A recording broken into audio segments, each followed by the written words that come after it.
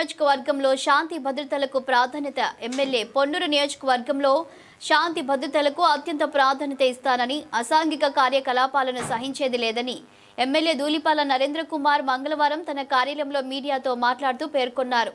జిల్లా ఎస్పీతో పాటు స్థానిక పోలీసులకు కూడా ఈ విషయంలో కఠినంగా వ్యవహరించాలని ఆయన సూచించారు. నియోజకవర్గంలో శాంతిని నెలకొల్పడానికి ప్రజల సహకారం కూడా అవసరమని ఆయన అన్నారు.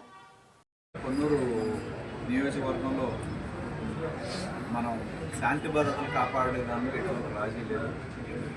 ఖచ్చితంగా మేము దాన్ని కట్టుబడి ఉన్నాం.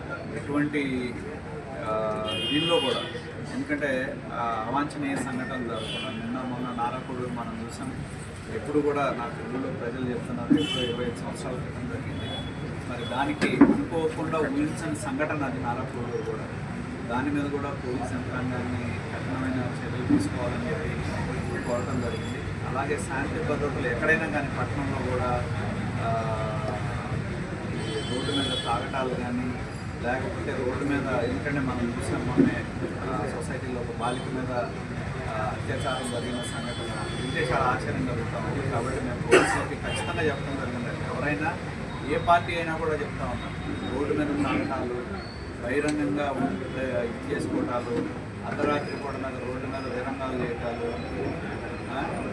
ఇటువంటివి చేస్తే ఖచ్చితంగా వాళ్ళ మీద కఠినమైన చర్యలు ఉంటాయి.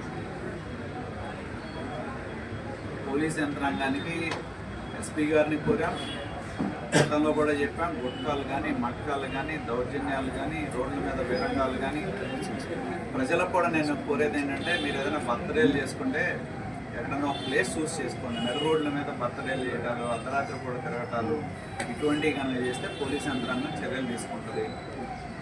బహిరంగంగా రోడ్డు మీద, ఎందుకంటే ప్రభుత్వం ఇప్పుడు పర్మిట్ రూమ్స్ ఇచ్చింది. తాగేవాళ్ళు ఉంటే పర్మిట్ రూముల్లో కూర్చోండి, తాగండి. ఎందుకంటే అదే రోడ్ల మీద కూర్చొని ఎక్కడో బహిరంగ ప్రదేశాల్లో తాగితే ఒకసారి అయితే రాయించుకొని వదులుతారు, రెండోసారి అయితే కేసు పెట్టి కేసులు కడతారు. మొదటిసారి అయితే చెప్పి వదిలేస్తారు, రాయించుకుంటారు. రెండోసారి అదే పనిగానే చేస్తే కేసులు పడతారు. దానిలో మినహాయింపులు ఎవరికి లేవు.